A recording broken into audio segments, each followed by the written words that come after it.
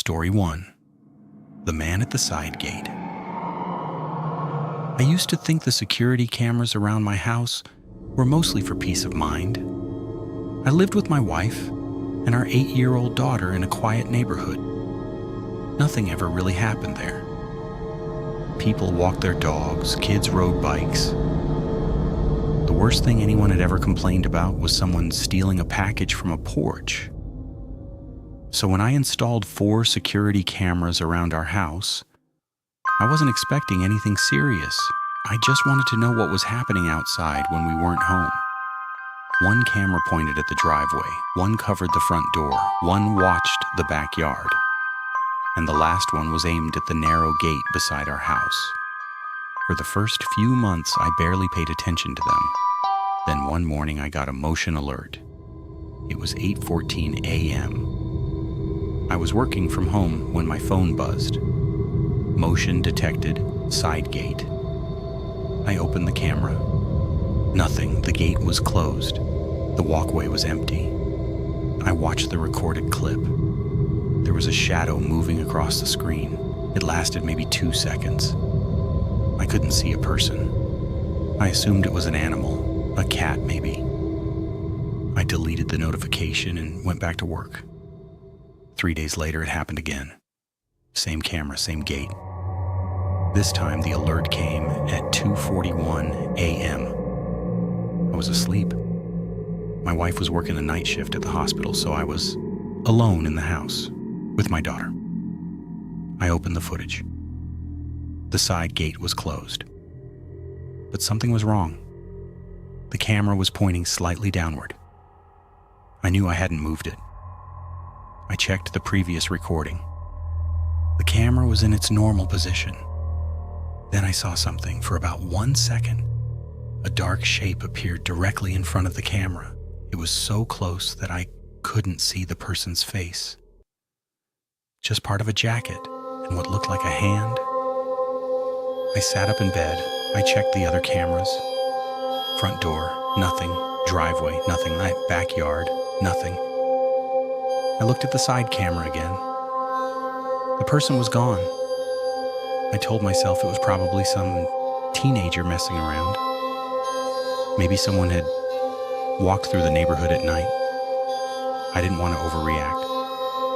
The next morning, I checked the side gate. It was locked. Everything looked normal. I didn't mention it to my daughter. But 2 days later, she said something that changed the way I looked at the footage. We were eating breakfast when she suddenly asked me, "Dad, who was that man outside?" I stopped. "What man?" "The man by the fence." I asked her when she'd seen him. She said it was the previous afternoon. She'd been playing in the backyard. I immediately asked what he was doing. She said he was just standing up, watching the house. I tried to stay calm. "Did he say anything?" She shook her head. "Did he wave?" "No." "What did he look like?" She thought for a second. "Dark jacket." I felt a strange chill. That was exactly what I'd seen on the camera. I checked the footage. Nothing. There was no recording of anyone standing by the fence that afternoon. I started thinking maybe my daughter had seen our neighbor. Maybe she had misunderstood. Then, that night, another motion alert came through. This time, it was the backyard. 2:13 a.m. I opened the camera, nothing. I watched the clip. The yard was empty, but the camera had detected something near the house. I zoomed in. There was a dark shape near the kitchen window. I couldn't tell what it was. I checked the next clip. Nothing. Then I noticed something. The camera had stopped recording for almost 5 minutes. I checked the internet connection. It was fine. The camera had simply gone offline. I started feeling uncomfortable. I got out of bed and walked downstairs. The house was silent. I checked the back door, locked. The kitchen window, locked. Everything was fine. Then I heard something, a soft metallic sound. Click. I froze. A few seconds later, click. Someone was touching the back door handle. I grabbed my phone. I checked the camera. Nothing. The backyard was empty. I checked the front camera. Nothing. Then I realized something. Every camera was outside. None of them showed what was happening inside the house.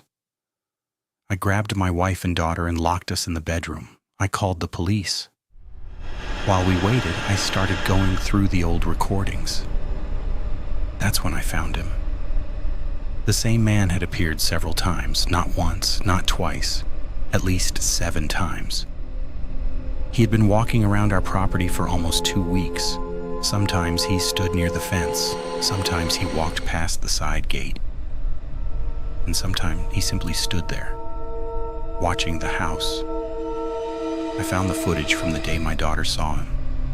There he was, standing exactly where she said. Then I noticed something terrifying. He wasn't looking at the backyard. He was looking directly at the kitchen window, the window where my daughter had been standing. The police arrived 10 minutes later. They searched the house, then the backyard. They found nothing. But behind our shed, they found a folding chair. It wasn't ours. Someone had been sitting there, watching our house. The police never found the man, but we changed the locks, installed more cameras, and added motion lights. My daughter stopped playing in the backyard alone, and I never stopped wondering about one thing. What happened during those 5 minutes when the camera stopped recording?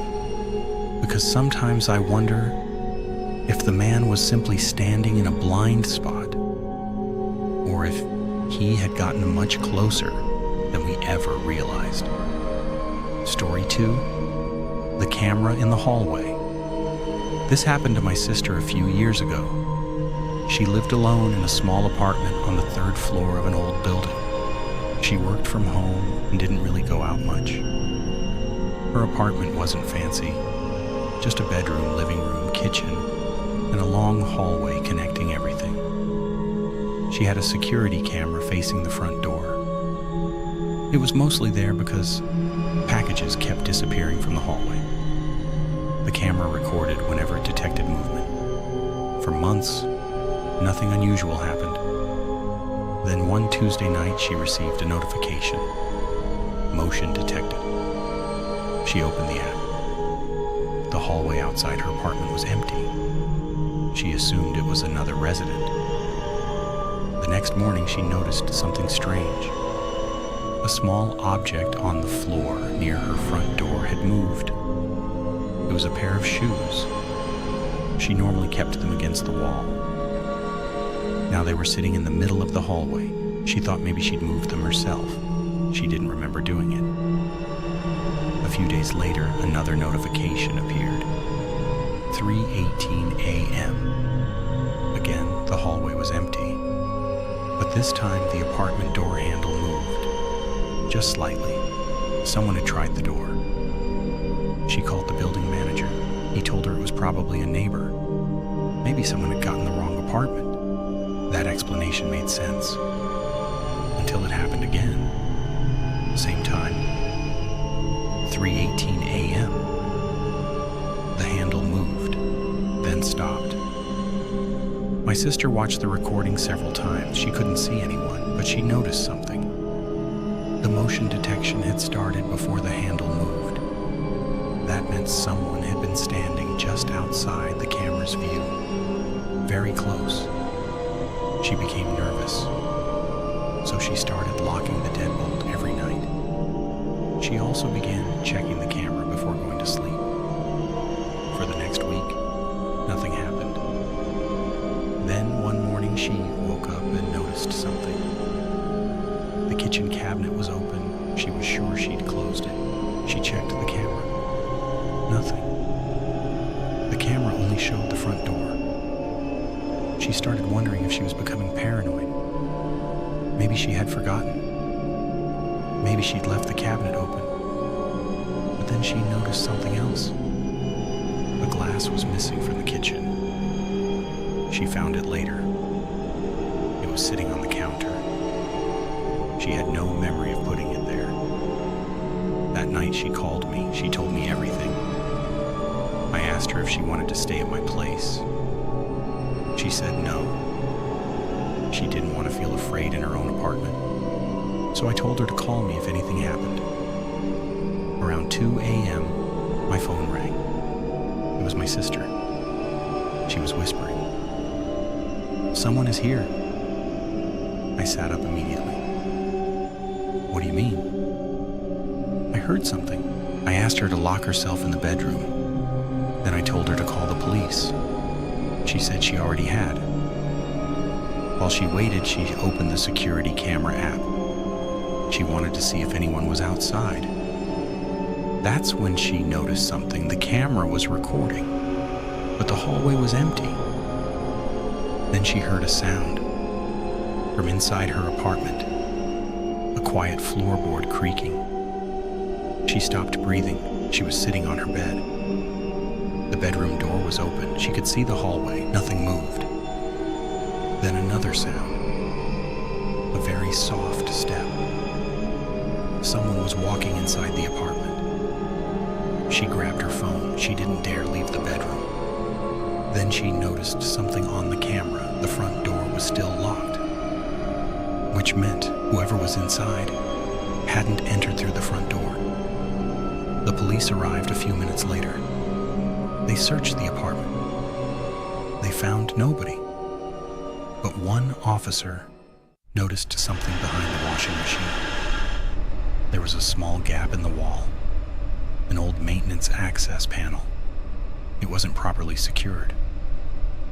The panel opened into a narrow service space that connected several apartments in the building. The officer looked inside. There were footprints in the dust. Someone had been using the space. The police searched further, and eventually they found a blanket, a flashlight, several empty water bottles, and photographs. Photos of residents. My sister was in some of them, so was I. There were pictures of people walking into the building, people leaving for work, people returning home. The photos weren't taken from the street. They were taken from inside the building. The police believed someone had been hiding in the maintenance area. They suspected the person had been entering apartments through unlocked access panels.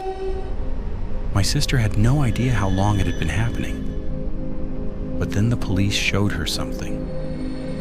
A photograph. It was her, standing inside her own apartment, taken through the narrow opening of the maintenance panel.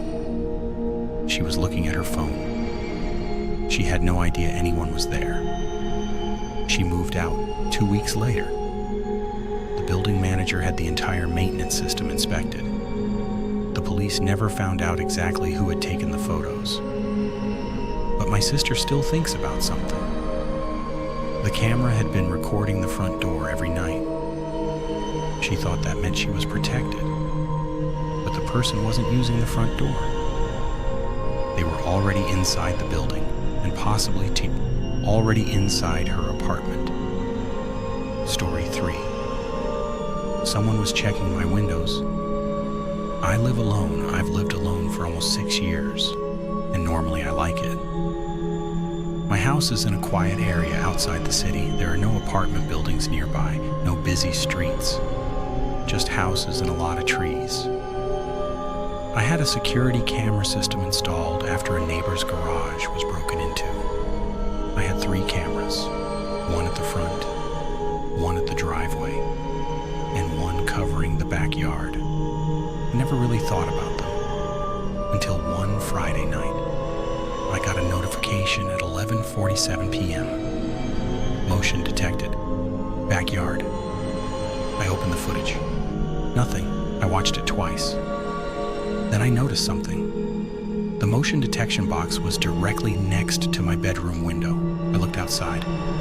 Nothing. I assumed it was an animal. The next night it happened again. 11:52 p.m. same window.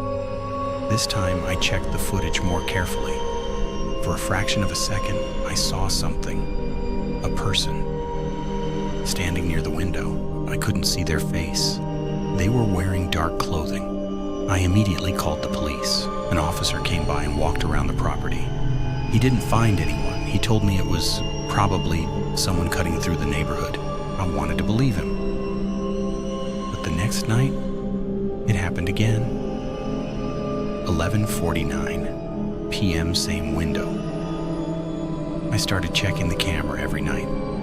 The person appeared 3 more times, always between 11:40 and midnight, always near my bedroom window, never near the front door, never near the driveway. I started sleeping in the guest room, and one night I heard something, a light tapping. At my bedroom window, I didn't move. Tap, tap, tap. I grabbed my phone. I opened the camera. The backyard camera showed nothing, but the motion alert was active.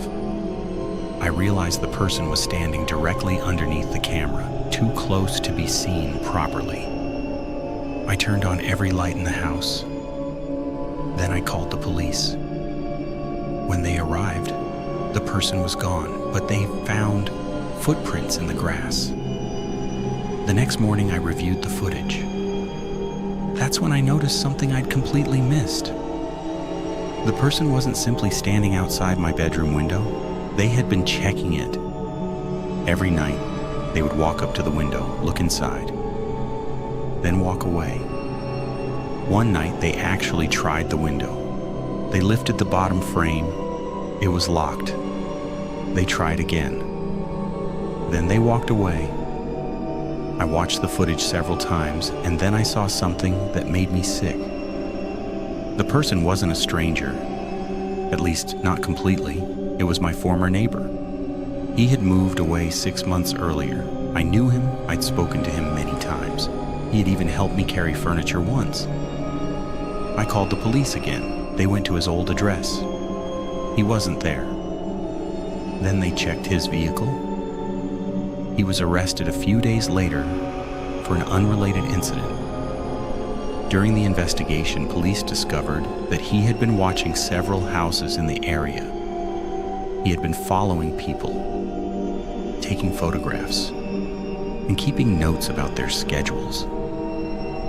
I later found out something that still bothers me. He knew when I left for work. He knew when I came home. He knew which nights I usually went grocery shopping. And apparently, he knew exactly which room I slept in. The police never figured out exactly what he planned to do. Maybe he intended to break in. Maybe he was simply watching. Maybe he was waiting for the right opportunity. I don't know. But after that, I stopped thinking of my security cameras as something that made me safe. They showed me the truth. And sometimes, the truth is worse than not knowing.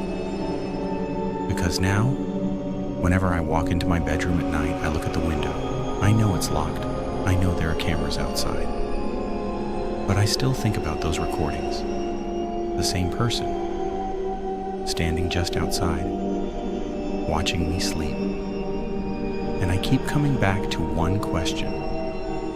How many times did he stand outside that window before I finally caught him? Because the cameras only showed me the nights he was detected. They couldn't show me all the nights before. And that's the part I find hardest to forget. I spent months believing I was alone in my house. But maybe I wasn't. Maybe someone had been standing just outside my window, watching me, long before I ever knew to look.